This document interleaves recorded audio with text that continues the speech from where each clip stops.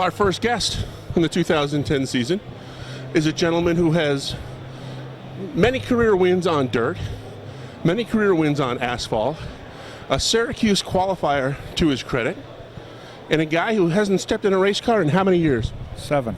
Craig Ormsby is with us, driver of the Ormsby Realty, Ormsby Well Drilling number 0. What is it that made you decide to come back to racing? Well, when I quit in 2003, I quit because I had some health problems. I didn't quit because I wanted to, so I just decided that I'm going to quit. I'm going to do it when I'm ready, not when somebody tells me I have to. Craig, have you been going to the track on a regular basis? Have you been checking out the racing at Airborne over the last few years? No, not really, but towards the end of last summer, I went and helped my brother with his car from the middle of August to the end of the season, a little bit. So when did the bug hit again? I mean, when did you decide this is something that I want to get back into? Well, I don't know. Somebody asked me one night if I'd drive their car in practice. They thought their driver was going to be late for practice and maybe miss the heat race. And they asked me if I'd be willing to take the car out and practice it, qualify it, and I said yes. And I told my wife I was going to do it, and she said, well, she said, we've been together 15 years, and you've never told me I can't do something, go somewhere, or have anything I want. So she said, I'm not going to tell you you can't get back in a race car if that's what you want to do. So I said, okay. I said, all I want to do is just practice the car one night. And then I started helping my brother, and in the course of helping my brother, I spent some money. And she said to me one night, how much money did you spend on your brother's car? And I said, well, you've got the receipts in your hand, you know better than I do. And she said, if you're going to start spending that much money on a race car, it ought to be your own. She was kidding. I thought she was serious, so I bought one. So that's a pretty good story. I mean, and she's got a good point. If you're going to spend that much money on number 26, you might as well put it into a 0. And that's the old number again? Yes, it is. Actually, it was a pretty good deal because I got a new race car and a new motor, and she got a new living room. I think that cost $800 without the carpet, and I think it cost me $800 to have the car painted. So, Tell us about the car for the 2010 season. The car is a Tio that was Mike Parati's, and I just got the motor back from AC Performance last week, so we'll be putting that in after the car show. It should be a pretty decent car. You had a great deal of success over the years at both Devil's Bowl and Albany-Saratoga Speedway. There's a tri-track series coming out this year with 6 races, 2 at each of the tracks. Do you plan on hitting Devil's Bowl or Malta at all? Yeah, we're going to try to have the car ready for the first one the last week of April and see how it goes. And if it goes okay, we're going to try to do all 4 of the CVRA races. I can't make every race at Airborne on Saturday night, so I'll just use those other races to fill in. And I think if everything goes well over the summer that we may do two dirt races in September after Airborne's closed. Talk about your asphalt experience in the past. Obviously, you've had a lot of success on dirt. What about asphalt? Well, I went on asphalt in a late model before I got it modified, and back in the early 80s and the late 70s. And then in 2003, they decided to try the dirt modifieds on asphalt at Adirondack. And just for a joke, we decided to go the first race. I hadn't even seen my car in 6 or 7 months. It had been stored down at Parati's, and they brought it. Mike sent his guys up to my house with it on Thursday night at 10 o'clock, and Saturday morning I just threw 4 tires and wheels in the trailer, went to Adirondack and won the first race of the year. So I thought it was kind of cool.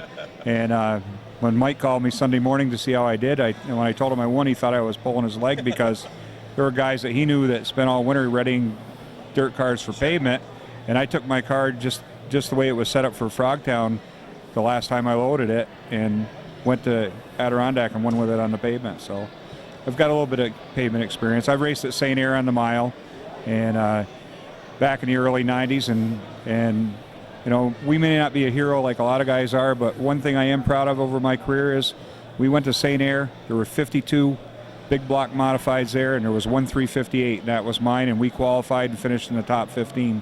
So, have you set goals for yourself and the team this year? No, not really, because we're just doing this for fun. The first 25 years I took it pretty serious most of the time, and towards the end it was more like a job than it was a hobby.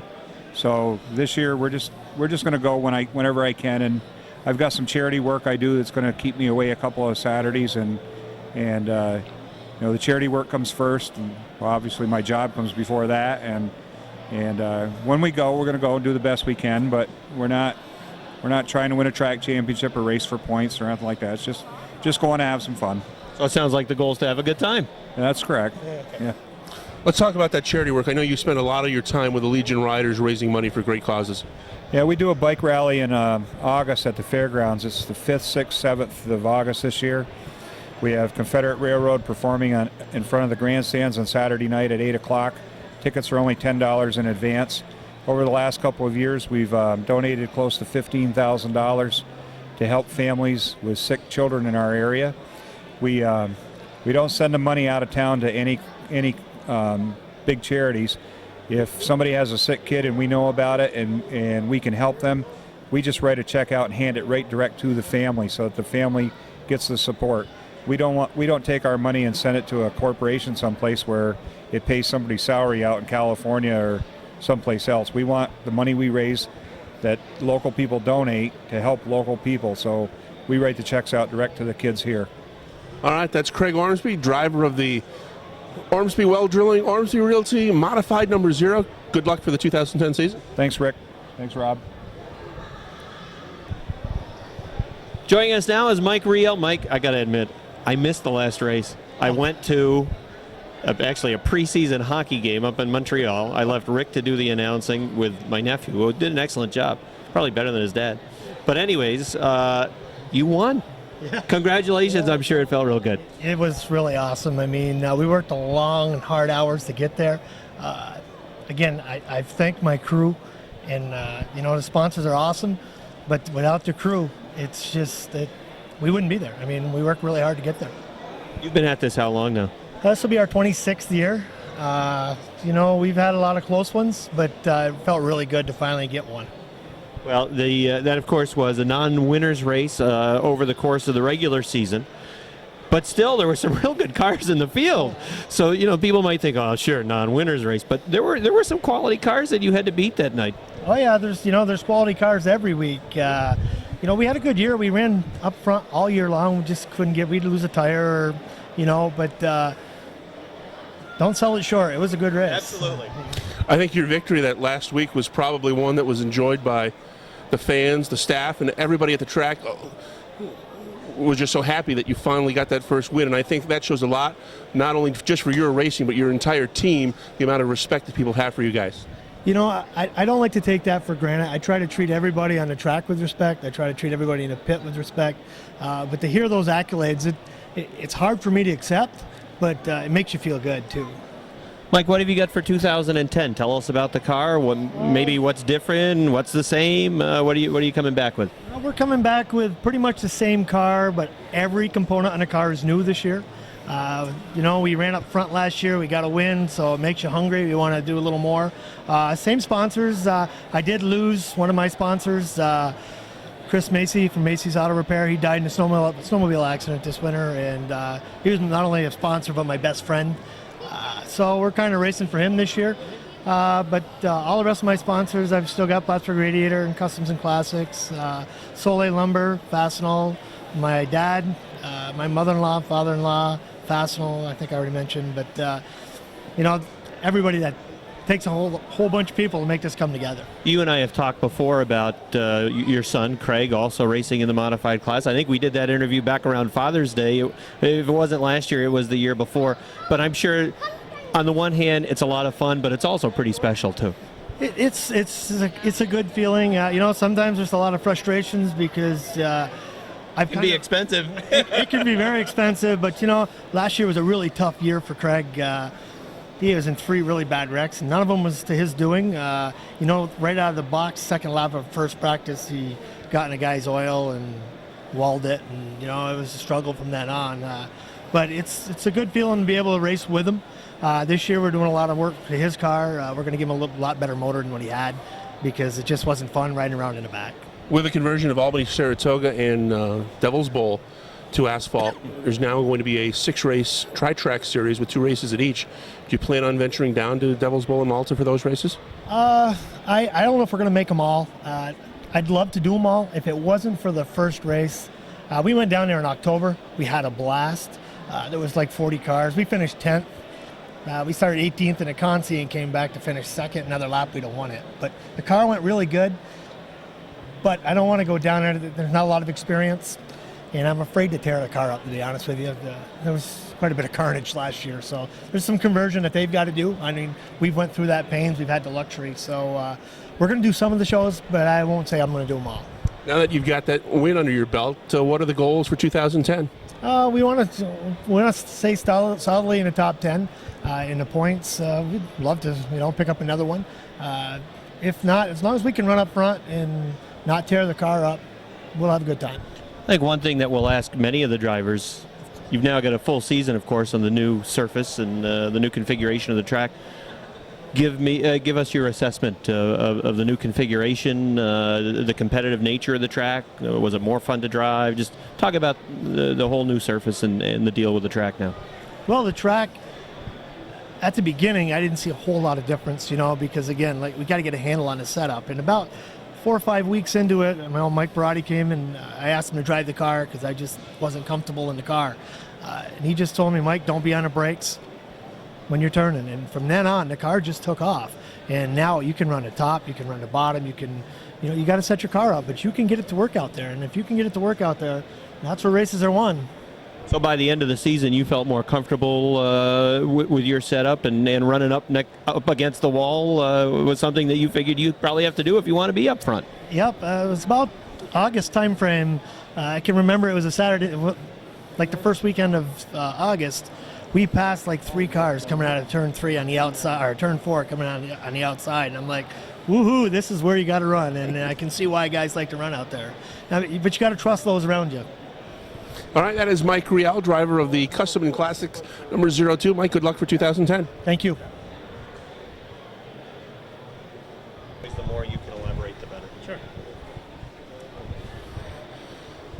Joining us now from the modified division at the Airborne Speedway, track champion 2 years ago. He finished second last year, and I'm sure the goal for 2010 is to get that title back. Patrick Dupree. Patrick, welcome to the program. Thanks. Good to be back. Well, Rick mentioned second place last year, came down right to the final race. Martin Roy and his team, they certainly have picked things up, but I know you guys, as Rick just mentioned, that has to be a burning goal for you guys this year to get that back. Yeah, definitely. Last year was so close, and we had a really good season, but the 90 car was just that much better. Just a few things may have went their way, and could have gone the same way with us, but we were pretty close. It's just, that last deal, I think it was like 12 points down to the end. But this year, definitely, we're gunning for it. We got some tricks up our sleeve and trying out a few new things. So more options for you this year. Of course, Airborne running regularly on Saturday nights, and we'll see you there again trying to get that track championship back. But now with Albany, Saratoga, and Devil's Bowl also providing options for modified cars on the asphalt, what are you thinking about perhaps venturing to some of those other tracks? Yeah, we're definitely going to go down. There's the 3-track series, the 2 races at each track, and we definitely want to be competitive in that. So we'll probably hit up some races other than those, to try to stay in our A game. And I have not been to either of those tracks. We're eager to get to practice as soon as we can when we get down there. But we're looking forward to it, and I think we should be pretty fast at those tracks as well. When we find a pretty decent setup, it usually can tweak it to work for other places. So we're confident. One of the things that if you talk to anybody in the garage area, they'll all agree on is that nobody knows how to set up a car better than Wes Moody. He's had some health problems over the winter. Can you tell us how he's doing? He's doing really good. He just had a minor deal, a few problems with his heart and stuff, but he's doing real good, and he's eager to get back as well. He kind of focuses more on the race cars even than himself sometimes, but he's really looking forward to it. We, like I said, tried a few different things, and you're right, there's nobody that can set him up better than him, and we've been kind of collaborating some ideas and trying some stuff, because you just got to pick up that little bit every year, and the 90 did last year, and we got to do it this year. With all these old guys like Craig Ormsby and Ed Champagne coming back to race this year, has he had any thoughts of coming back and hopping in a car? He's got his old coupe down here. I think he probably wants to take it around a few times, but I don't think you'll see him anytime soon. He always says he's going to leave that up to the young fellers. So, Patrick, tell us, what do you have in place for 2010, talking about the car, sponsorship? What are you going to have underneath you this year? Yeah, we have a new sponsor this year, the Saranac Country Store, which is going up on Route 3 by the old 7-Eleven. And, they've been very helpful this year. They're, new on board and very excited. And, we've known them for a while, so it's a lot of fun. We still have the Greg Norman Estates wines, and obviously Fournier, we still have them on there. But a lot of the same people come back and help us out. We got a new paint scheme, which is kind of cool, with the put a little more neon on the car to make it show up a little bit from further away. And the car itself? The car itself is the same car. The chassis is the same. Motor's freshened up, and we're trying some prototype design stuff as far as rear end, and just trying to move some weight around and try to get everything as low as possible, obviously, with the asphalt. And Wes actually spent the majority of the winter slaving away in the shop and getting it all done. So as long as it all works and stays together, it should be fast. So there are some question marks then for you when you get to practice for the first time. You're going to get in that car and maybe not know exactly what to expect if you're changing some things like you were just talking about. Yeah, there's definitely a few question marks. I already saw the minute we put the car on the ground that I can see a few things are gonna rub. But it's just trial and error stuff. We have enough time, and it was pretty well thought through. So we just got to have confidence in it. Any consultation with NASA scientists and engineers to get this together? No, they don't even know what we're doing. Since our last program of the 2009 season, you guys went down to Syracuse again for Super Dirt Week. Update us on how that went. We had a pretty decent car at Syracuse. We were just a tick off. The year before, we were much faster. And we ended up finishing 7th. But about 100 laps into it, I lost brakes. I saw a chunk of mud come up and hit the brake line, and I thought we were all over with, but had just enough rear brake to finish the race. And we kind of just hung in there and stayed out of trouble and ended up finishing 7th. But we're definitely looking forward to going back again this year. We want to try to make something happen down there. Well, 7th out of a great field of cars. That's an all-star field. That's still a pretty good accomplishment. Yeah, it wasn't too bad. That's one of Wes's favorite tracks too. So he really knows that place and loves going there. And we'll be there. Often on a Saturday night, the mindset has to be, how quickly can I get to the front, because number 90 is doing the same thing, and 34 is thinking the same thing, and 22 when he's there is thinking the same thing, as are a bunch of other guys in the field now. And the field seems to be getting deeper based on some of the numbers that we've heard and some of the new names and additions that we've heard coming into the 2010 field, at least in the modified division. So there's some pressure. I mean, you can't always just sit back in a 30-lap race. You've got to get on it real fast. That's one of the things that Wes and I were talking about this winter, and I think, I'm not going to put most emphasis on that being the reason why we didn't win as much last year, but it was kind of one of those deals where you didn't want to get into trouble, and there was a few times where I was hanging back a little bit, just trying to stay out of it and just try to pick my way up through when a 90 went right to the front, which is what I should have been thinking about doing. And as many times as I tell you in the pit meeting, it's a long race and you've got time, but you don't have time. You've got to make it happen. You have an all-star, field of cars right now as far as what we have on the asphalt with George and 90. I mean, there's a whole bunch of other guys that are really picking up their game. And it's you got to be able to pass on top, and you've got to be able to go to the front as soon as you can. How anxious are you to get things going? I'm very anxious. I'm just the weather's so nice right now. We're wondering why we're not on the track today. But or tomorrow, when it's going to be 85 degrees and there's no threat of rain in the forecast. It'd be a great day to have a race day. Yeah, tomorrow would be very good, but it keeps the cars nice for photos for one more day. It keeps the dirt off them, I guess. But we're very anxious. Like I said, we got to try out the new stuff, and we'll see what the stopwatch says. Well, we're anxious to get things going as well. Thanks as always. You're always gracious to come on our program, and we wish you the best of luck, and we'll look for you soon at the racetrack. Absolutely. Thank you very much. All right, that's Patrick Dupree, everybody. Stay tuned. More Motorsports Magazine's coming right up. Joining us now on Motorsports Magazine, a guy who, there's a word on the street is, you are really looking forward to the 2010 racing season. because not only do you get to do it on Saturday nights now at the Airborne Speedway, but the rumor going around is you might be doing a lot on Friday nights too in Albany. Any truth to that, George Foley? We are working on a second car for Albany. The biggest deal right now is motors.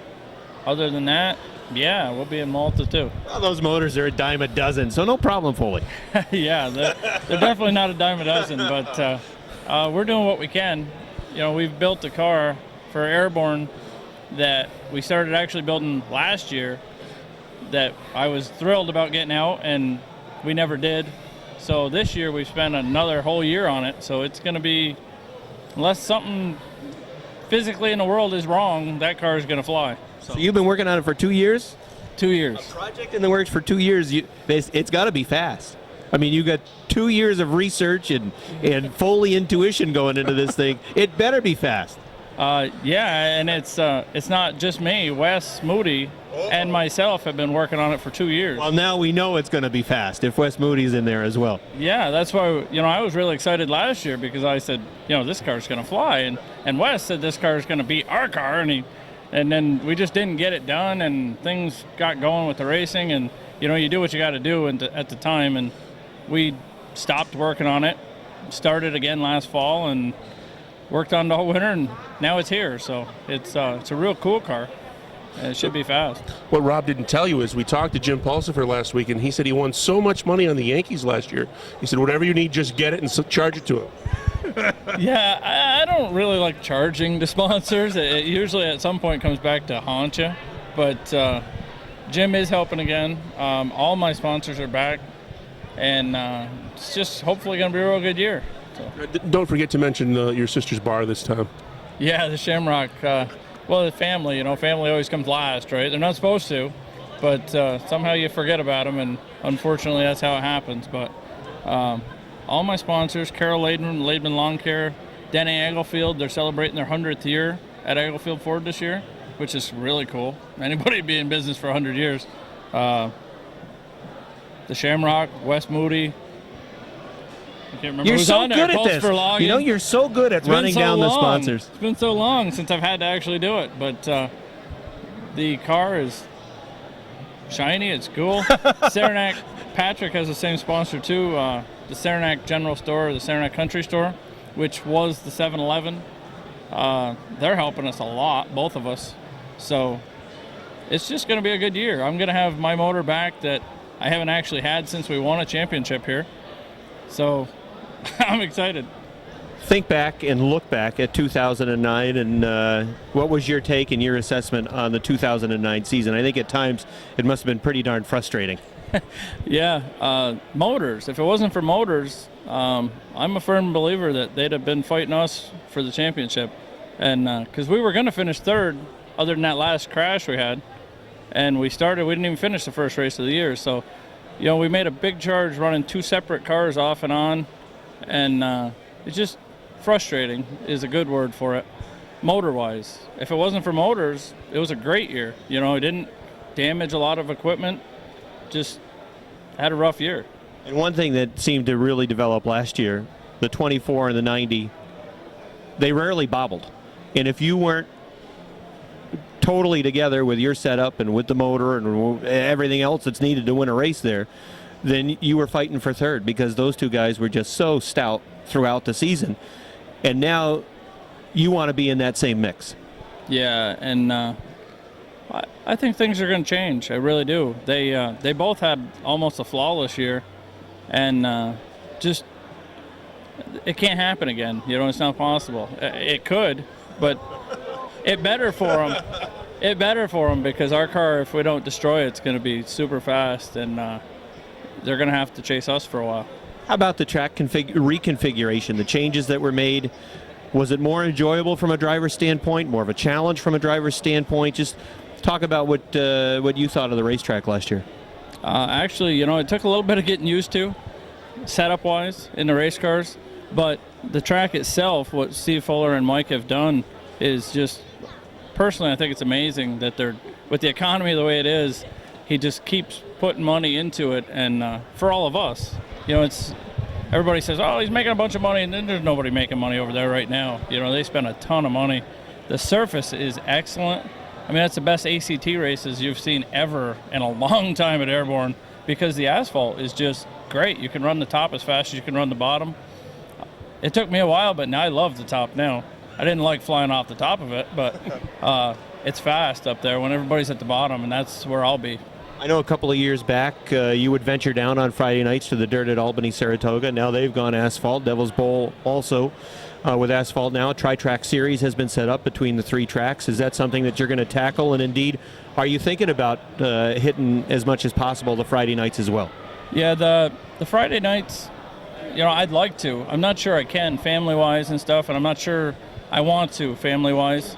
Right now, it's a motor struggle, really. We had 2 motors lined up. Like I said, I'm getting my own back, which is going to be real good. It's better than it was, and the other motor right now is kind of on the block, so we're not sure about that. So with one motor, I won't go every week, because I won't take my Airborne car there and take a chance on not racing here. Definitely do the tri-track series. We went last fall down and I finished 3rd down there, and the track hadn't been paved. So at this point, now that they have the same asphalt Airborne does, it's going to be good. It's going to be fast. So You've got quite a bit of experience on the dirt at Albany, Saratoga. Is there anything there that you think it'll carry over to the new asphalts? No, unfortunately, I don't think so. The track is actually a completely different shape than it was when it was dirt. And now they've raised corner 2 and lowered corner 4 to the infield because they were kind of tight coming off both. But when they paved it, they reconfigured it. They fixed it so that there should be good racing there. They had a practice last week. I don't know how it went, but I know the track picked up a half a second from when we were there. So it should be a real good deal. I know one thing that I'm always impressed with, and that is the reception you get at Airborne. And it has to be pretty gratifying whenever George Foley pulls into victory lane, or whenever his name sometimes gets mentioned on the PA, or it doesn't matter if you're 1st, 2nd, or 3rd, there's always a real nice round of applause. I think there's a lot of respect from the people in the stands for the style that you use as a driver, and also for the effort that you put into this race team.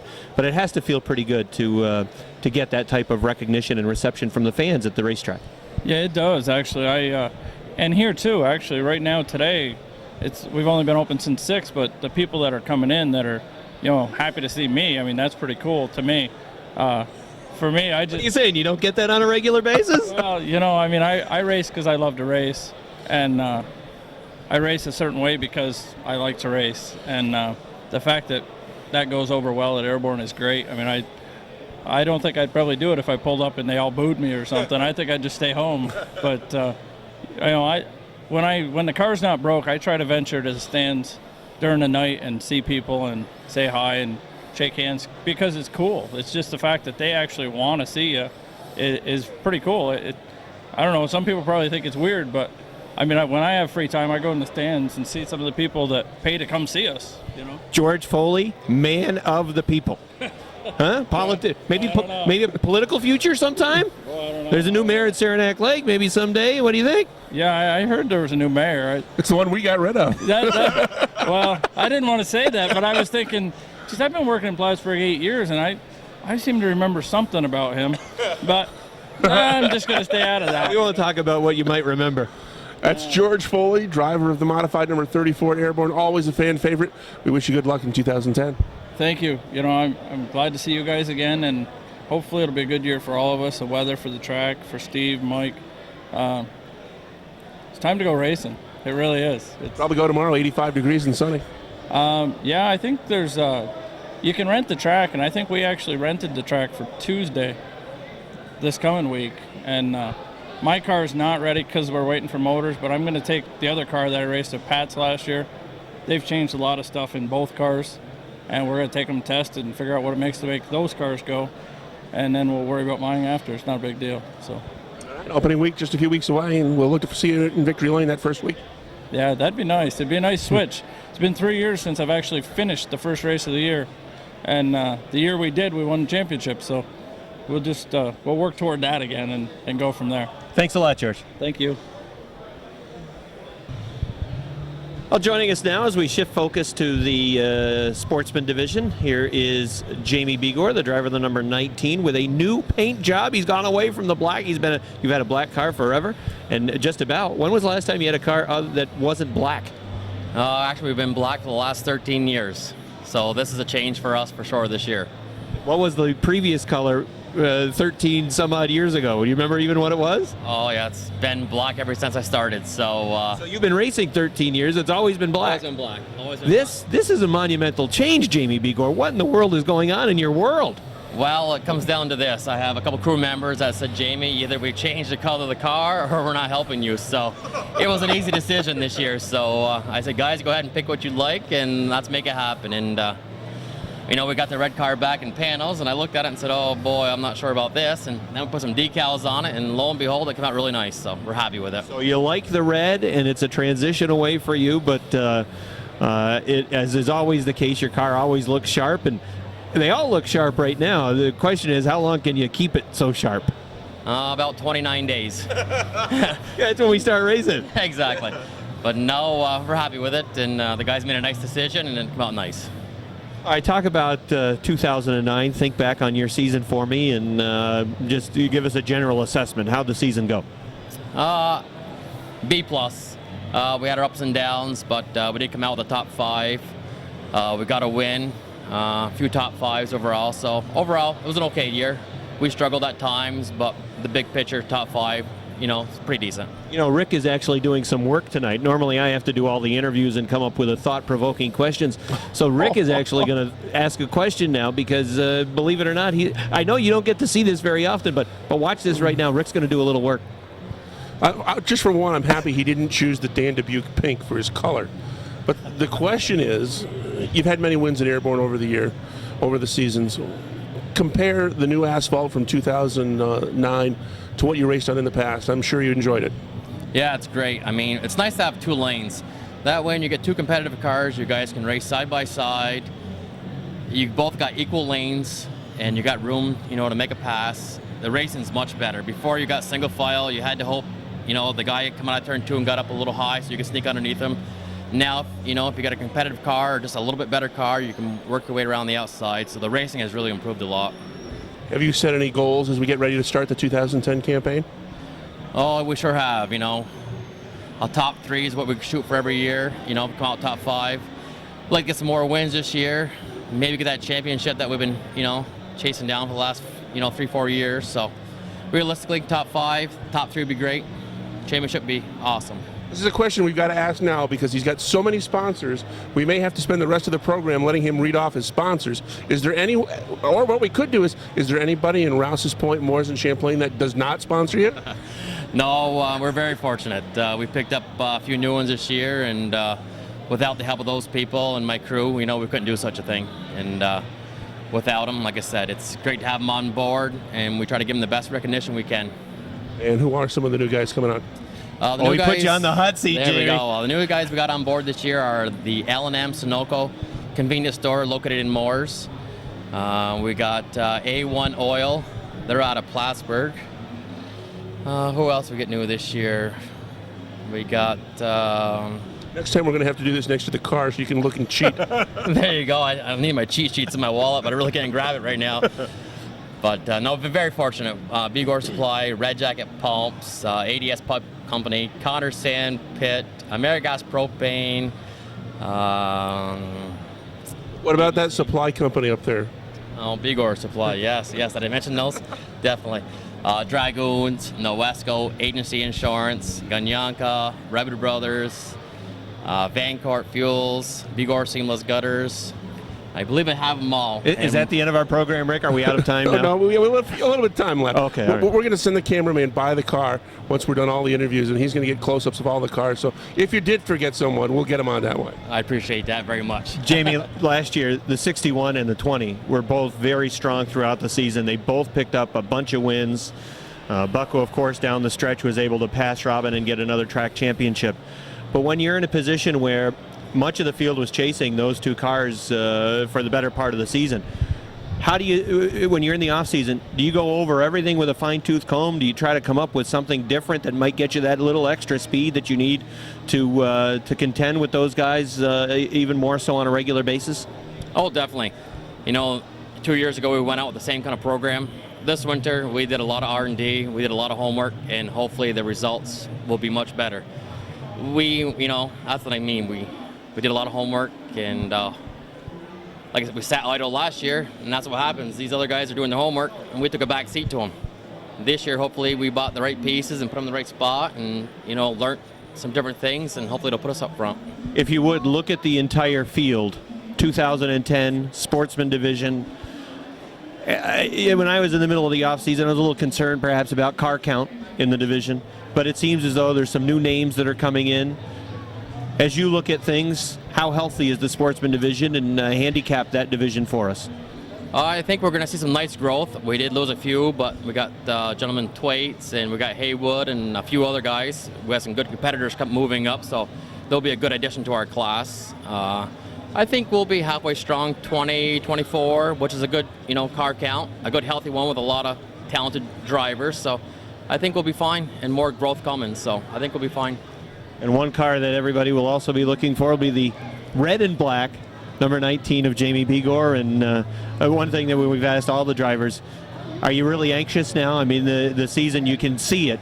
You can see the beginning. It's now a month away. It's not like we're still in December or November, and there's a lot of months to go. But you get pretty anxious this time of year? Oh, definitely. When you have weather like we're having today, and the car's scaled and ready to go, so we can go to the racetrack any day. So, yes, we're anxious and ready to go for sure. Well, we wish you the best of luck for 2010, and thanks for joining us on our preseason program. Thanks for having me. Jamie Begor, everybody. Stay tuned. We'll have another Sportsman driver. You're watching the preseason program on Motorsports Magazine. Back with more Motorsports Magazine, continuing in the Sportsman Division at Airborne Speedway.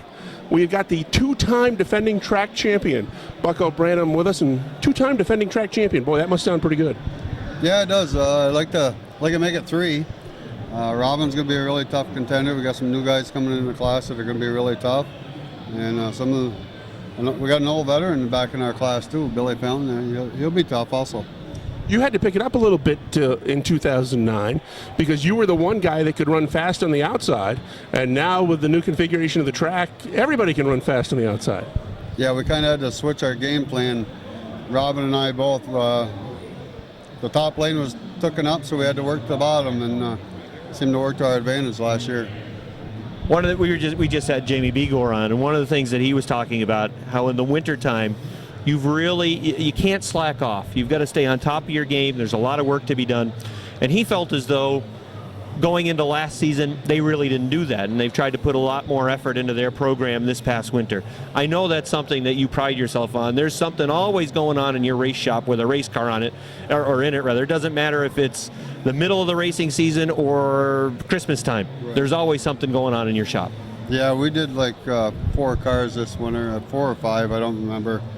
And I got one more also to do, and it's hard, because you're trying to focus on your own playing, and plus trying to get these guys squared away. We got 2 rookies that I've helped, Billy Twaits and Nick Haywood, and we also put a clip on Rick Frenier's car. And we worked on the Renegade, and I mean, there was just so many things going on. It's so hard to concentrate on your own car, but you also got to dedicate your time to your car and then transfer things onto them other guys' cars also. Talk about your car for 2010. What's different? What's the same? Just assess 2010 and the race car that you've got underneath you for the upcoming season. We got a lot of new stuff on the car. Better. It should be faster. Robin's our goal, and we're hoping to beat him. He's extremely fast off the corners, and that's what we're working on. I know one of the things that's also new is a new sponsor for you this year. Yeah, Bud Light come on. It was a great time when they called me too, and Lake Champlain Roofing too at the same time, because I approached them about getting a tour car, and for the 2 races at Airborne, and they actually called me back and said, we don't want to help you with the tour car, but we'll help you with your sportsman car. And I said, great, because I was struggling at that time, just working on cars, trying to make money to support my habit, you know what I mean? And it fell right into place. So that support certainly will help you. What about, I know you would be anxious to try the ACT and to get out with the late models again, something that you had pretty good success with in the past. Has that gone anywhere for you? No, it's just one thing I want to do before I get done racing. I don't foresee me getting done anytime soon, but it's just something else I want to do. But right now we're trying to concentrate on Airborne and try to make Airborne a better place to race, and so far everything's going great. I know one of the things as well that's always important to you, and that is your wife's always right there with you, your daughter's always right there with you as well, and you got a bunch of guys on your team that have been with you for a long time.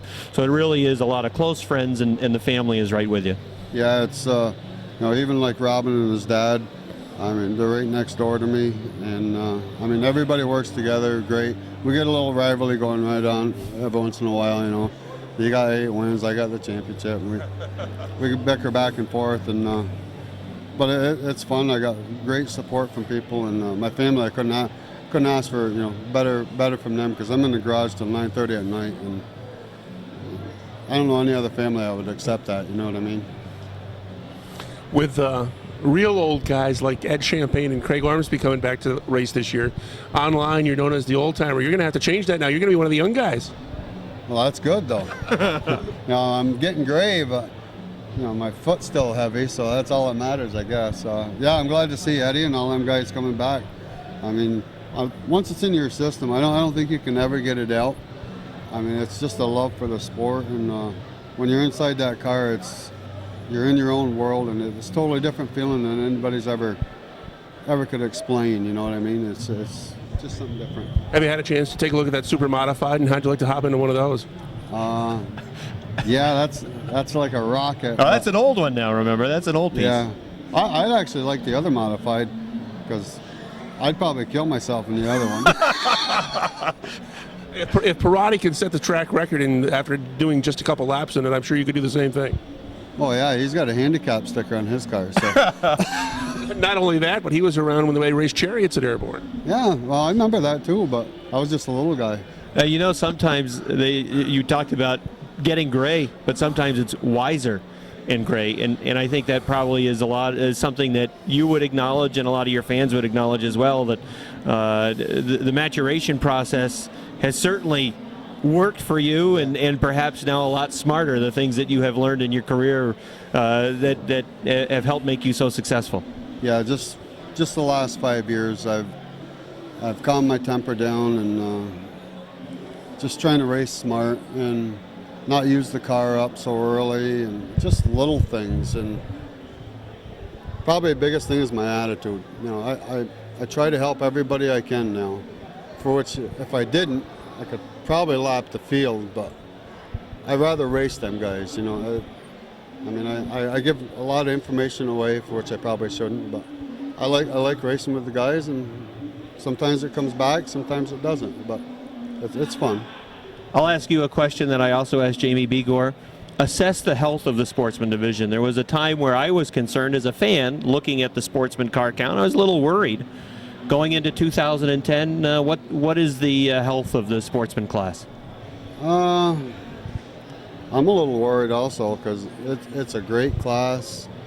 I mean, even Jeff Bodine said it, them cars will teach you throttle control. I mean, you're running on a 6-inch tire, and you're turning, high 18s, low 19 seconds, and with a 300 horse car, that's pretty impressive for them kind of cars.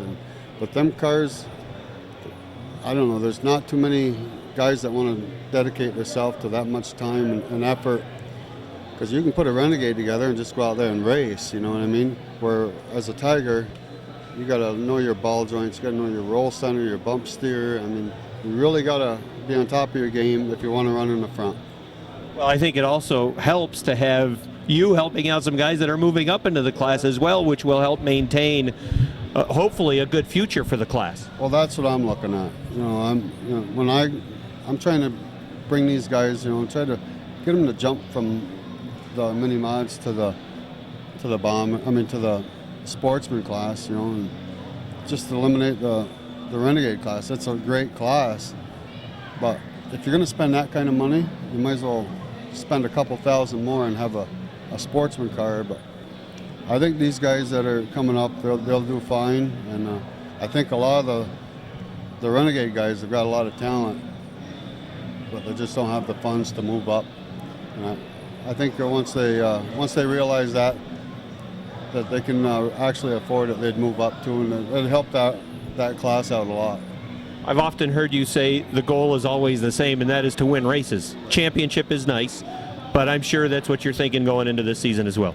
Yeah, I figure if you win the races, the championship will come, but apparently that wasn't true with Robin. But he probably would have the last couple races if he didn't have that flat tire. But I wasn't going to give up because I knew he won the races, so I was going to do everything I could to win the championship. Are you anxious to get going? Yeah and no. Kind of sick of race cars right now, but Wait, we haven't started yet. it always gets that way. But once we get the fuel going and the smell and the rubber, and I'll get all excited again. Now, once you finally decide to hang it up, what's next? Are you going to try your hand at golf, maybe? I'm not a golfer. You ever hear them golf clubs fly through the wind? Well, that's probably me. And fishing's not for me because I throw the pole in the water. I've tried that. I don't know. Probably work on cars and maybe a tech guy. I don't know. It'll be something to do with racing. Well, let's hope you don't have to make that decision for a long time. No. Unless my wife really wants me to, then I would. She's the boss. We're all in that boat. Yeah. Well, she's a good woman. She's been with me for a long time, putting up with it. So you don't find many women that would do that. So. Well, we wish you always the best of luck in 2010, and I know a lot of people are always pulling for that number 20. Yeah, we're going to try for the three-peat, and I'm not going to play my games to do it, but I'm going to go out to win races and see where they fall. That's Bucko Branham, everybody. Thanks a lot, Bucko. We'll have more Motorsports Magazine coming right up.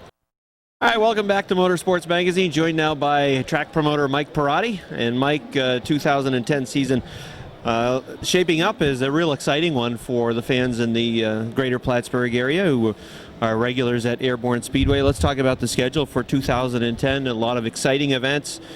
There's some outside touring series that are coming in as well, some that we've never seen before at the Speedway. Why don't we start there first? Coming in this year to visit Airborne, the touring groups. Who's coming in? Well, first we start off with ACT, it's been a mainstay for us. And, I'll tell you, after we did the progressive banking at the track and got that fall foliage in with all those cars, had 19 lead changes, which is a record for ACT here, or for ACT period. It's really, I think we're going to see a lot more local interest in watching a race. It was a great race. Well, I think the ACT on the old track configuration was sometimes labeled as being freight train, follow the leader type racing. But the new track configuration, and sometimes folks didn't even want to give it a chance. And fans that go to the track on a regular basis didn't want to give it a chance. But now with the reconfigured track, if you're an auto racing fan and you're at Airborne on a regular basis, now the ACT it's side by side. It's, as you said, they had a record number of passes in that fall foliage 300 race at Airborne, and it wasn't follow the leader anymore. No, it wasn't. And that record number was for all the races, not just at Airborne, so it was really good. And and I think the word will spread and we'll get some more local people out to watch it because the locals didn't really come out and watch it, So looking forward to those races. What I'm really looking forward to, obviously, is the asphalt modifieds on Memorial Day, and even more so the super modifieds in July. That's what everybody's been talking about, looking forward to. Let's talk about the asphalt modifieds. The asphalt modifieds have been building that series in New England and venturing now to New York a couple of times. They'll be running down at Albany, Saratoga, as well as at Airborne, as you mentioned, Memorial Day weekend. And that's a series that has been growing in car counts as well as in competition. So they should put on a pretty darn good show at Airborne. It's going to be a great show. Jack Bateman was here testing today before he came to the show with his modified. And it went very well, and he liked the track. He loved the track, and he thinks it's going to provide great racing, as we know it is, from all our other divisions putting on great racing. And they have a big car count. Jack Bateman's done a tremendous job with that series. A lot of the modified guys from the NASCAR series compete in that one as well because it's more affordable. And same cars, just more affordable. One-day events usually, and they go and have a lot of fun. And then, as you also mentioned, the International Super Modified Association is going to make its first ever appearance at the Airborne Speedway. They are the North America's fastest short track race cars, and if you've never seen them, they are a spectacle. They're a total sensory experience. The smell, the sound, and I mean, we often bill the modifieds as the ground pounders. The super modifieds will shake the stands. They will shake the stands, and probably a couple miles away. They are the ultimate race car on short track. Originally, I think they were old Indy cars. The guys ran on a short track, but they've evolved into these high horsepower monsters with wings on them and high left side percentage, and they are the fastest short track race car in America. And that's an event that is going to take place in July. July 17th. Yeah, I'm really looking forward to that. It's going to be awesome. And for those folks that aren't real familiar, the International Super Modified Association, they race as far west as Michigan. They run in New England at places like Lee USA Speedway. They will also be running at the Albany Saratoga Speedway. But the International Super Modified Association, it will be a spectacle, and that's something that we'll be talking a lot about. And I know that's a race that the track has really put a large investment into as well. And I know there's a lot of anticipation, and you've heard from a lot of people who are looking forward to that event. Absolutely. It's going to be our biggest event of the season, I believe. And I don't think the people will be disappointed when they come watch this show. All right, let's shift our focus now. Let's talk about the schedule for our regular divisions. And we just talked about some exciting events for outside groups that will be coming to the Airborne Speedway. Let's now talk about the modified class. Of course, Albany, Saratoga, and Devil's Bowl. We've referenced them a couple of times already. Now paved racetracks. That has allowed you to set up a tri-track series with Albany, Saratoga, and with Devil's Bowl. Airborne in the mix, 2 races at each track. And that should make for some very exciting racing for our own modifieds. Absolutely. We have a field of 30 cars on the average, up to 37 in one night. I've heard from a lot of guys from down south and in Vermont in regards to our tri-track series that when we have those races, they'll be there definitely. So I'm anticipating about 50 modifieds, 45, 50 modifieds for those events. I know you take a lot of pride as well on the regular Saturday night event at Airborne Speedway. That modified division and that car count was really strong throughout 2009, and in 2010 we're hearing even more names that are getting into the modified fight. We have probably 4 or 5 new teams coming this year, and I really, that's my baby, the modifieds. That's what we've worked on, and I think that's what's helped revive what we're doing here. Although, all the divisions are, if you look around and look at these cars, it's just amazing how nice they are. They all look good right now. I don't know if we can guarantee that in 2 months, though. Probably not, no. But, the modifieds we've got a lot of publicity throughout the Northeast and even further south. I have friends that I talk to and people I talk to in Charlotte that know what we're doing. And, we're getting some recognition in national magazines. And what we've got going on is really a neat thing, and it's sort of fun to be. It's a lot of fun to be part of it and help make it happen. I know you had a master plan along with Steve Fuller and all the management team at Airborne Speedway. Is that master plan and where you see the track right now, is it going a little bit faster than maybe you would have even perceived? Absolutely. I think we're 3 to 5 years ahead of where I thought it would be at this time. I just I don't know where we'll be in 5 years from now, but it's going to level off some. But I just don't know. Every year we sit here and talk about how great it was or how great it's going to be, and it has been great. But I just can't. It was so good last year that I don't know, and it'll probably be better this year. But I don't know what to expect really. So, what can we attribute that to? Why has the track had? And this is something else that Rick and I were talking about in our opening. Economically, the country right now is struggling. The Northeast in particular, New York as a state, is struggling. And yet here's a racetrack, and there are a lot of racetracks that are struggling in the Northeast. But here's one in Plattsburgh at the Airborne Speedway that's doing extremely well. How do we account for that? Well, there's a lot of things. As I said when we first started this thing, it was going to be a team effort, meaning everyone in this building and everyone at the racetrack, you guys, tech officials, everyone that's at that racetrack, every racer and fan has to make this thing grow together, and it has to be a real team effort. And that's really happened. Everyone has jumped in. And Steve Fuller, dumping $1 million or more. I don't know how much he spent there. A lot of money, a bunch of money. I don't know if it's $1 million, but it's just a lot of money. Making the place presentable and nice. And I think a commitment from myself and my staff to make this work and put in a lot of hours and a lot of work, just as the racers do, has helped. I think it's a team effort. Everyone just working hard at it. I just wanted to verify the fact that Rick can still talk. I know I've kind of hogged the mic with all these questions, but he, as you are well aware, his voice does still work. I was hoping maybe it was good. Well, go ahead. Sorry. Was that because my questions are easier? One of the comments I wanted to make was I think part of your growth, something that wasn't there 6 or 7 years ago, is outstanding community support. Sherm Hamill and your marketing team have done a great job selling the track to the community. You've got great fan support on a regular basis, but more so even this year than in the past. You look at a regular schedule and you've got multi-sponsors every night. And that just shows what a great job you and your team have done putting the racetrack out into the community.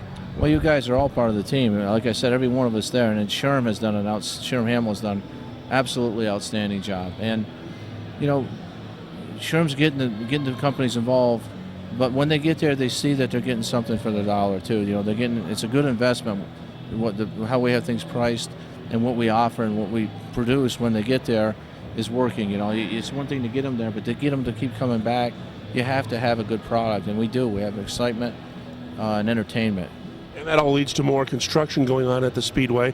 As we speak now, you're in the process of constructing a new VIP tower. Absolutely, and again, Steve Fuller, instead of sitting back to see what's going to happen, he's proactive. He's not taking a dime out of the place. He's spending more money, making it nicer, and making the facilities nicer for everyone, the fans and racers. Without him, it certainly couldn't be done. He's the key player in that thing. I've noticed a couple of things in connection to the track, and we hear it in talking to the drivers as well. There's a sense of pride that these drivers now have in this racetrack. And the other thing that you also notice is that the support of the people in the stands has continued to grow. And I don't know if you could verify that with attendance figures from last year, but my perception is the regular Saturday night crowd continues to get larger and larger year after year. And I think as well, Rick talked about some of the other business members of the community that are getting involved now at the racetrack. I think we're seeing a different clientele as well that are making their way out to Airborne. You've had those loyal supporters year after year, but also a new group of people within Clinton County and Essex County, New York, and Franklin County that are making their way to Airborne. So I guess three things that I'm throwing at you. The sense of pride that the drivers feel, that has to make you feel good. The fan support that you've had, and then also, are we getting perhaps some of the new fans, if you will, to the Speedway? Yeah, the first thing, the pride thing. I think for the first time in a long time, the local racers have had local ownership, and that helps. They always thought there was a Vermont, New York thing, and I wasn't around then, so I don't know, but I do know that Tom Curley has been very helpful and behind the scenes helping make this successful. These guys have no idea how much he's helped us and done for them, as well. But I believe that having local ownership and seeing Steve spend money and me working here and being able to access, someone that they've known their whole life, that they can talk to, I think that's helped. And they know that I'm doing the best that I can do for them to make racing affordable and exciting. So I think that's really helped. Is it just my perception, or am I right? I mean, you see the attendance numbers. Attendance continues to increase? Absolutely, every year. And even last year when we had terrible weather, we were up like 30%, which is, the rest of the country's down, or, most when the trend is going down, or, with the economy bad and the weather, we were still up. So that was good. And the clientele we have, we have all kinds of people there. And what we're not just selling racing, we're selling entertainment, something to do. There's plenty of other things to do, but this is exciting. It's live, action. It's just fun. I know one of the other things that you also try to focus on, and that is you don't want a lot of downtime. As you just said, you want action. And one of the things that we try to pull off on a regular basis at Airborne is you're not going to be sitting there watching no action out on the racetrack. You try to keep things rolling. We do, and I probably hear that more than anything.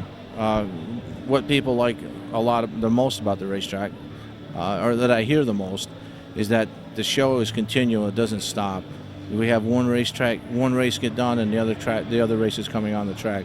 The people that have working for us, Elder Hutchins and his wife, and Jason Bruno, all the people in the pit area that are lining the races up, and Bill in the pit road that helps us out. I forgot his last name. I apologize, Bill.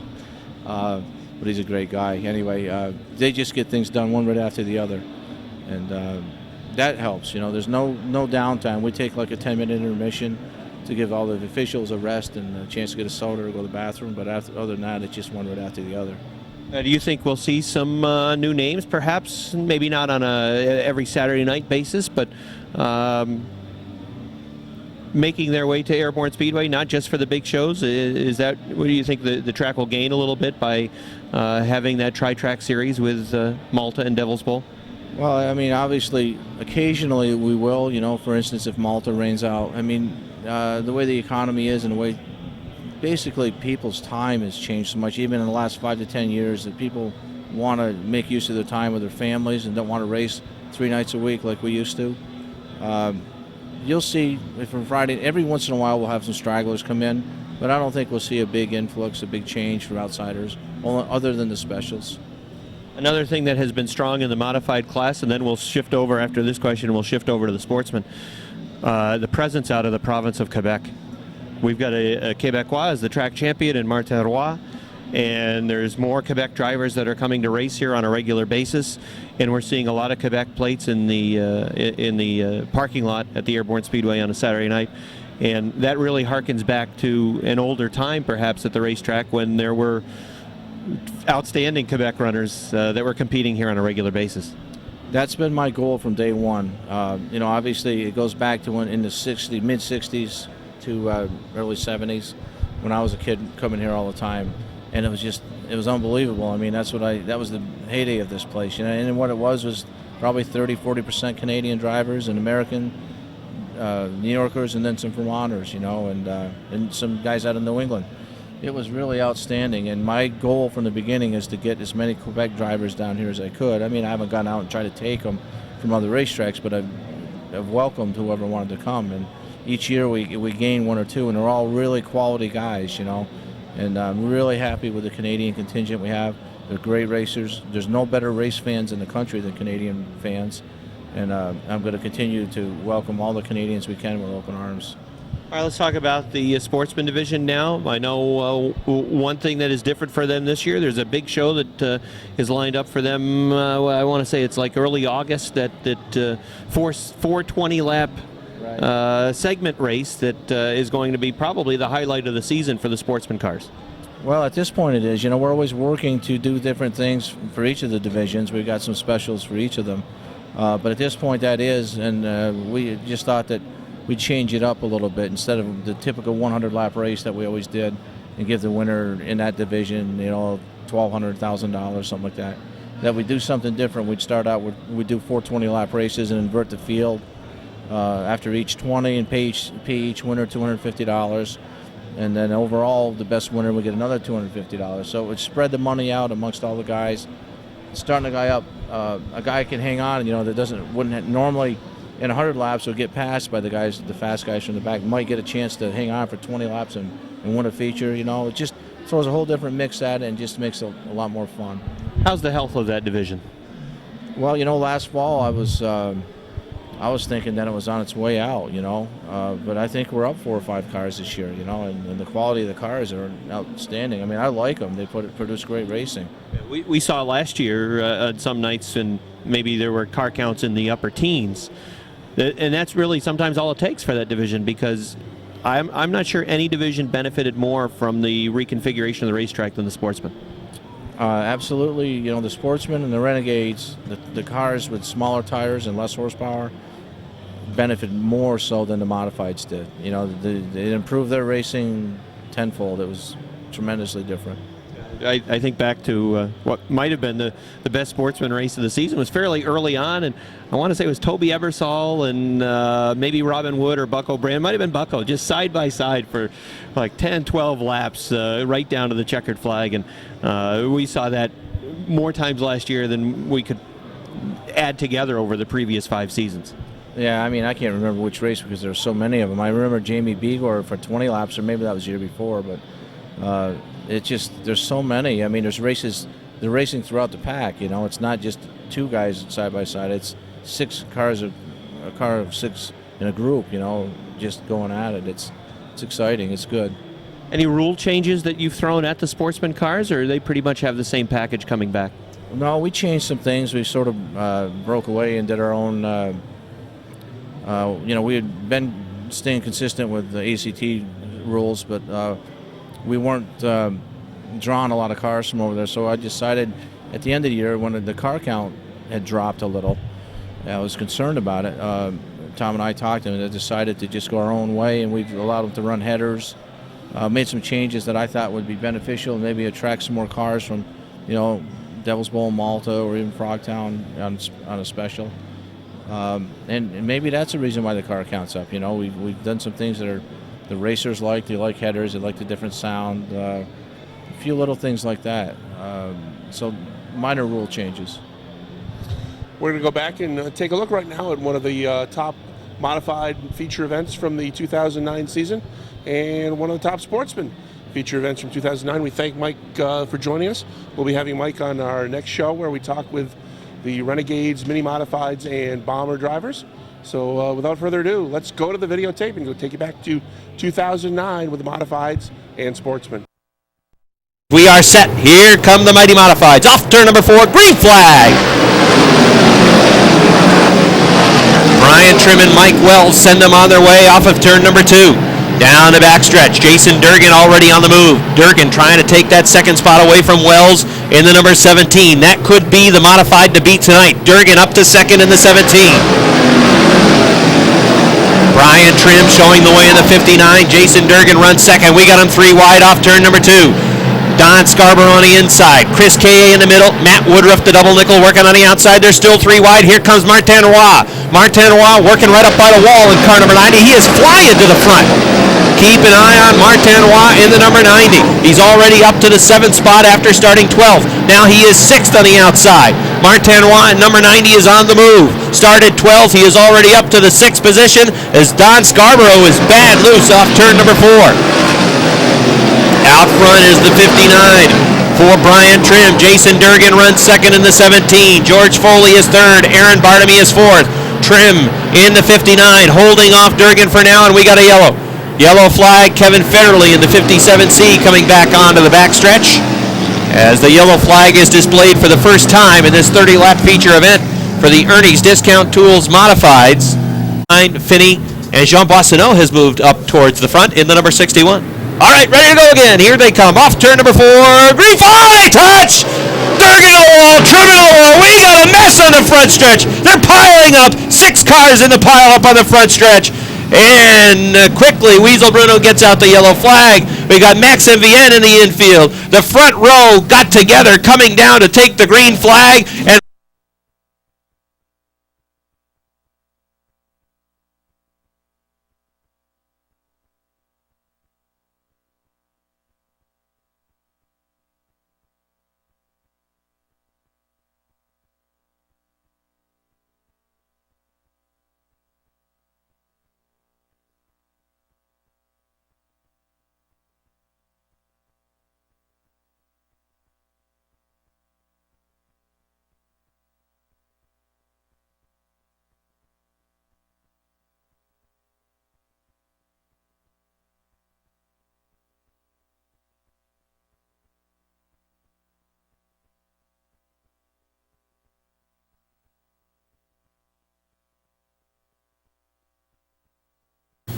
Then it's Ryan McClenn and Terry Hayes in row number 7. Those cars running in the top 14 spots. Here we go again. Here they come off turn number 4.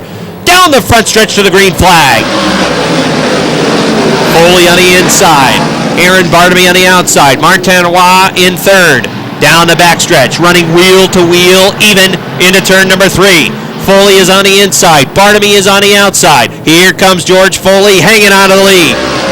You can see the sheet metal coming up a little bit on the 34 as well. But he is flying down the backstretch, a 2-car length advantage over the B3 and Aaron Bartamy. Martin Roy running third. Top 3 cars pulling away from Mike Wells, who sits fourth. 5th is Greg Atkins in the 1. The 11 of Don Scarborough running in the 6th spot. 7th is Craig Riel. 8th is Andy Haywood. 9th is Mike Riel. 10th is Jean Boissonneau in the number 61. Out front, George Foley by 2.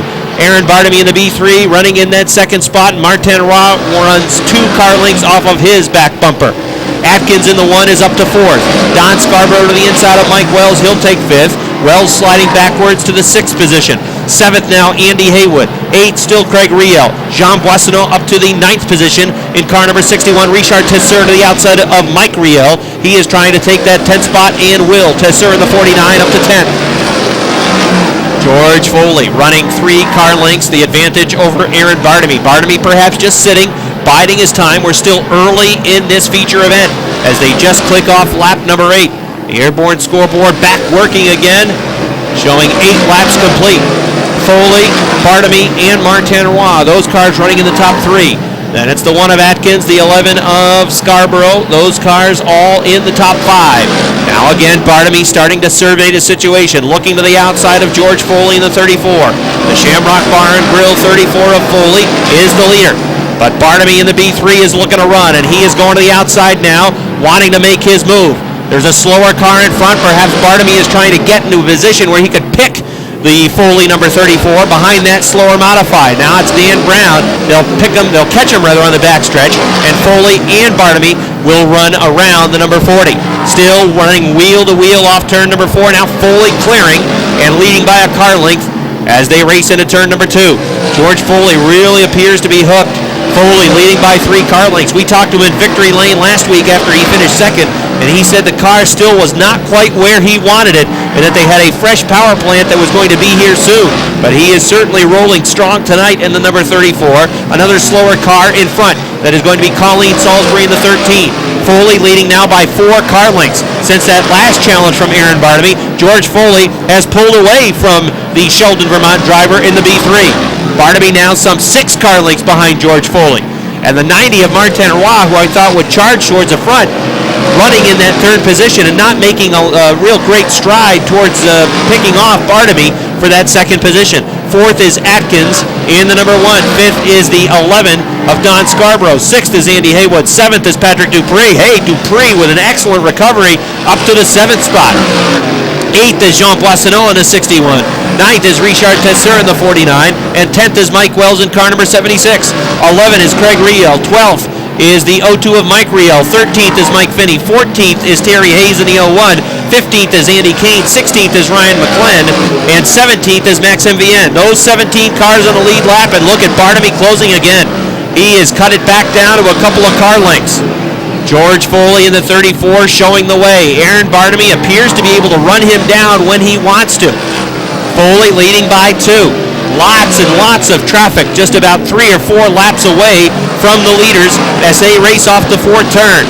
Max MVN, look out, there goes Bartamy in the B3, down to the inside of George Foley. Foley now to the outside, 3 wide down the backstretch.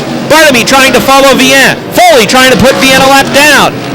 How's it going to play out? Bartamy still working down to the inside. Foley working the traffic expertly. Nice job by Foley in the 34. He gets around Vienne in the 25, now Andy Kane in the 27. He's got Ryan McClenn in front. He's on the lead lap, putting Terry Hayes a lap down. Bartamy is right on the back bumper. George Foley working through the lap traffic. He's got McClenn right in front. Keeping Aaron Bartamy at bay in the B3. Now 2 car lengths. Martin Roy also has closed. Roy in the number 90. Closing within a car length of the B3 as there are 10 laps to go for George Foley out front. George Foley with 10 to go. Foley putting a lap on Craig Riel in the CO2. Let's set the field with Ted. Oh, Jean Boissonneau is off the pace. Boissonneau in the 61 was running in about the 8th spot. Off the pace at top turn number 3. And will that bring out a yellow flag? It should. He is parked up in turn number 3, and that is going to bring out a yellow. Foley and Bartamy. Slow pace set by Foley. Bartamy is right, hooked to the back bumper. Here they come. Foley's on the gas off 4. Green flag. George Foley in the 34. It's a car length advantage. Patrick Dupree, don't count him out. He is charged to the front with a Greg Norman Estates 24. But it is Foley out front. Then second, it is the B3 of Bartamy. Then third is Martinois. And Foley is opening it up again. It's a 4-car length advantage between the 34 and the B3. Again, the black flag is back out for Boissonneau in the 61. Out front it is Foley. Then second, the B3. Third, Martinois. And Martinois feeling the heat right now from the number 24 of Patrick Dupree. Dupree really moving with the Greg Norman Estates 24. Matter of fact, I think if he could get around Martinois, he might be able to challenge Bartamy for that second spot, and who knows, perhaps get after Foley in the 34, but the laps are winding down. He is running out of time, and he's got his hands full with Martinois in that number 90. I'm not sure the 24 of Dupree is going to be able to chase down George Foley. I'm not sure anybody's going to be able to chase down George Foley right now, as he is pulling away from Aaron Bartamy in that B3. Foley's lead is now 10 car lengths, and he is pulling away. Leon Gagnon has returned on the backstretch with the number 4. Many laps down is Gagnon, but he is back out on the speedway. Kevin Federley is slow in the 57C. The right rear is down on Federley's car. He will head back to the garage area. George Foley will go around Leon Gagnon in that number 4. Foley is cooking out front. He has pulled away from Aaron Bartamy, and he is making this one anticlimactic because the lead now is half the front stretch. And he is really working a solid line down to the inside of the racetrack. Max MVN went for a ride off the top of turn number 2. He is back at speed, running on top of turn 3. Foley in the 34. And now Bartamy trying to perhaps cut into that lead. It has reduced to about 5 car lengths. The popsicle sticks are out. George Foley running into turn number 4. Chief starter Weasel Bruno will show him this time 2 to go. And Bartamy is closing. But he has only 2 laps to bite into that lead that Foley had built up. 5 car lengths the advantage off turn number 2. Just a few laps back it was 7. And now it is down to about 3. A slower car in front. That'll be Salisbury in the 13. White flag is out for Foley. Can Bartamy run him down in one final lap? Foley looking to the outside of Salisbury. He will catch her on the backstretch. Now Bartamy working to the outside as well. Here they come into turns 3 and 4. It's down to 2 car lengths. Down the front stretch. Checkered flag is out. George Foley wins. Aaron Bartamy second. Martinois third. Patrick Dupree fourth. Race for 5th down to the stripe.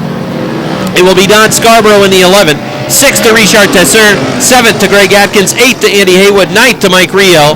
And bringing it home 10th, I believe it would be Mike Wells in car number 76. Perhaps Mike Finney in the 38. We'll give him 10th, and Wells 11th in the number 76. Gary. Howard Stoner in the 57, the 29 for Ben Huff, the 3 for Danny Sullivan. That's the field. Here they come. Off for green flag. 17 cars take the green flag of the J&S Steel Sportsman feature event in their side-by-side off turn number 2 down the backstretch. Toby Eversole running in third, right behind Larry Underwood. Now Travis Bruno trying to come back to the inside as they are side-by-side off turn number 4 down the front stretch. Rick Prenier to lead lap number 1. Larry Underwood trying to chase him down from the outside, pulls even into turn number 2. Now on top of 2, gets a good run down the backstretch. That puts him in the lead. Into turn number 3, here comes the 77 of Frenier back after him. Side-by-side racing almost right back through the field. Lap number 2 is Larry Underwood's. Underwood has the lead from the outside of the 73. Trying to get down to the inside, running a middle groove into the second turn, now drifting up the track. That allows Frenier to come back after him, but there goes Toby Eversole the outside of Frenier for second. Toby Eversole in the 82 trying to take that second position. Larry Underwood continues to show the way. Toby Eversole trying to get to the second spot on the outside. Rick Frenier in the 77 continues to hang on to second. But it is Eversole who's getting some good momentum up on the top of the track, trying to take it away from Rick Frenier, who is down the inside with his 77. Travis Bruno running in the 4th spot as the battle for second continues side by side between Rick Frenier and Toby Ebersol. They run door to door down the front stretch, and that time at the stripe it was Ebersol who had the second spot. There's a spin at the back of the pack. Ben Huff goes around the 29. Jamie Atkins rips off the front bumper of the 29. Everybody scrambles towards the back. Everybody's still running, but the 29, he's just trailing a whole bunch of fiberglass as they head down the backstretch into turn number 3. We'll see eventually if that debris rips off the car. That might lead to a caution flag. Bucko Branham is on the move. Black flag is out for Ben Huff at the 29 because of all that fiberglass that he is trailing. Branham moving towards the front. He is already up to the 4th position with his number 20. Out front, Larry Underwood pulling away now from Toby Ebersol. It is a 5-car length advantage for Larry Underwood. Ebersol running 2nd. Rick Frenier is 3rd. 4th is Bucko Branham. 5th is Robin Wood in the 61. 6th is Travis Bruno. 7th is Rich Watson. 8th is Sean Duquette. 9th is Chris Reeves. 10th is Jamie Begor in the 19. Larry Underwood's lead is 5-car lengths. Toby Ebersol in the 82. Easy in 2nd right now, but a good battle for 3rd. Here comes Bucko Branham trying to come on through to the inside of Rick Frenier. He will take the 3rd spot. Branham is on the move. He has not won since the first week of the season. He wants win number 2 tonight. But to make that happen, he's got to first chase down Toby Ebersol, work around Ebersol, who has been fast, and then the 73 of Larry Underwood, who is 6-car lengths in front of Ebersol. Lap number 9 goes up on the scoreboard. Good racing in the mid-pack, right around the 10th position. Rich Watson, who has been on the outside, sliding backwards in the 09. But Underwood in the 73 coming into turn number 4 is going to have to put a lap on Jamie Atkins in the 68.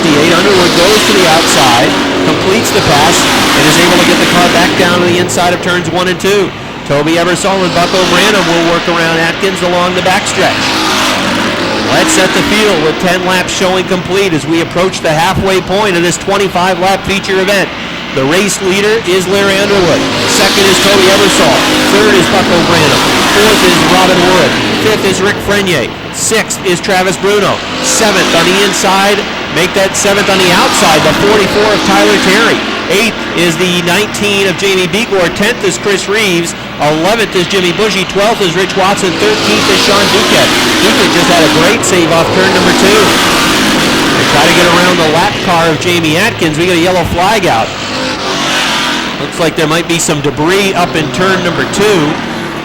And Rich Watson's 11th, Sean Duquette is 12th, 13th is Mike Shagnon, 14th is Danny Sullivan, and 15th is Howard Stoner. That's the field. Here they come off turn number 4. Green flag. Well, Larry Underwood was just downright evil. Coming off turn number 4 down to take the green flag as that car was sideways. Speaking of sideways, Sean Duquette is sideways over in turn number 2. Now this would be, if the yellow comes out, this would be a huge break for Larry Underwood. Danny Sullivan with a bobble. He's in the middle of the backstretch. And there is the yellow. Well, this is a big-time break. They did not complete the lap. A big-time break for Larry Underwood. Tyler Terry still in the pits with the Pizza Palace 44, and we're ready to go back at it. All right, here comes the field. Off turn number 4. Green flag. A fast pace that time coming off turn number 4, and they're dead even in 1 and 2. Toby Ebersol has the nose out in front for the lead down the back. Oh, we got contact again over in turn number 2. Duquette in the 18, Rich Watson in the 09. We've got cars spinning, and lap number 13 restart is unlucky. Yellow flag. Sullivan heads back to the pits with the number 3.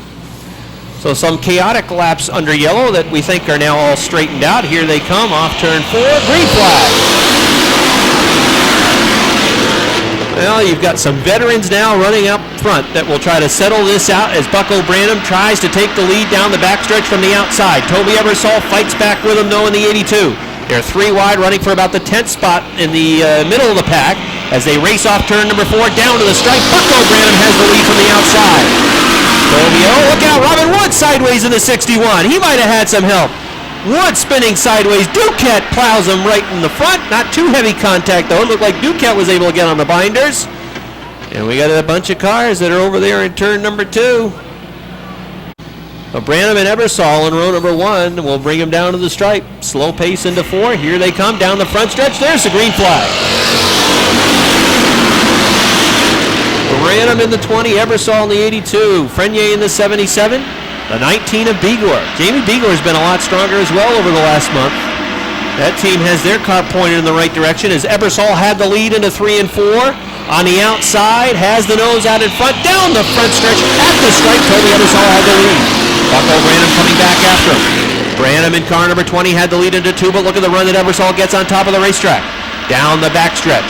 Toby Ebersol in the 82 has the lead into 3. Bucko Branham comes back after him. Slot car racing up front for the lead. Back and forth they trade. As they race on the front stretches, Ebersol again at the stripe by 2 feet.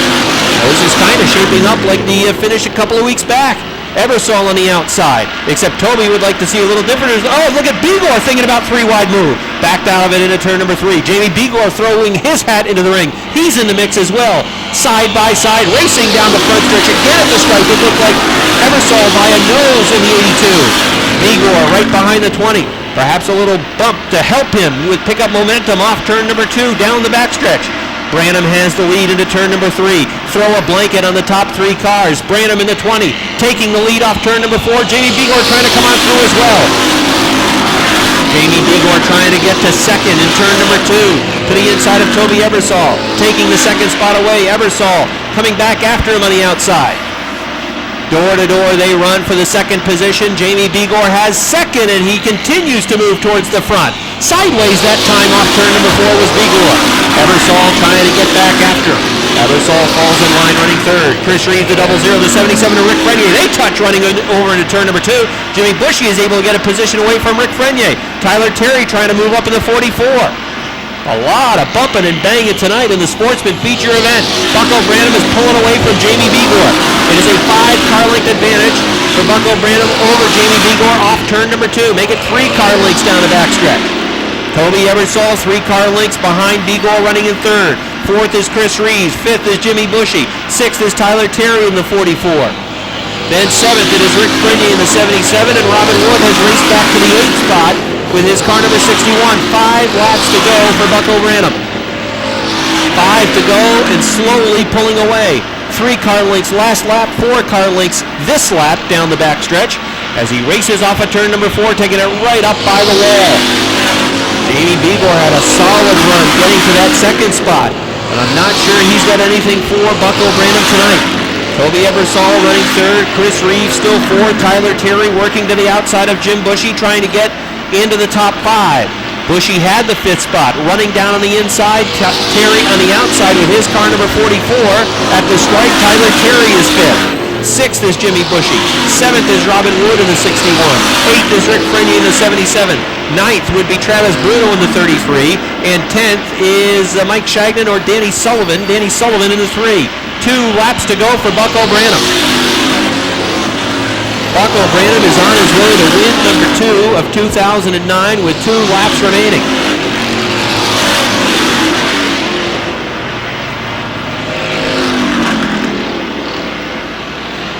Here comes Branham off turn number 4. White flag is out. Maintaining a comfortable lead. Off turn number 2. Final time for the J&S Steel Sportsman tonight.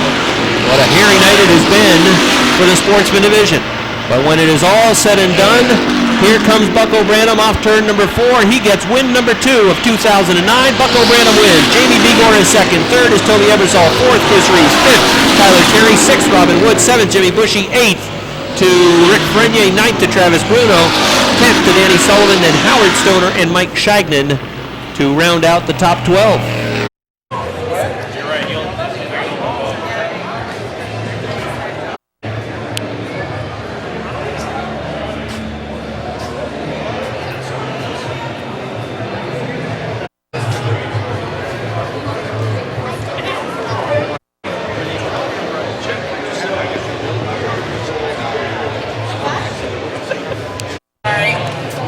You're fine.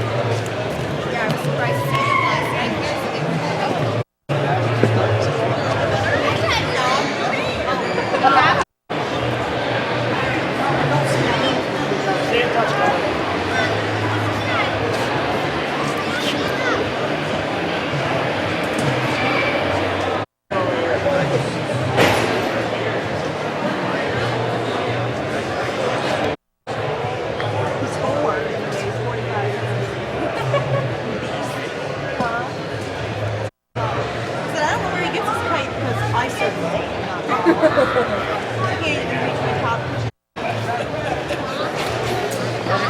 my hat away. Hey.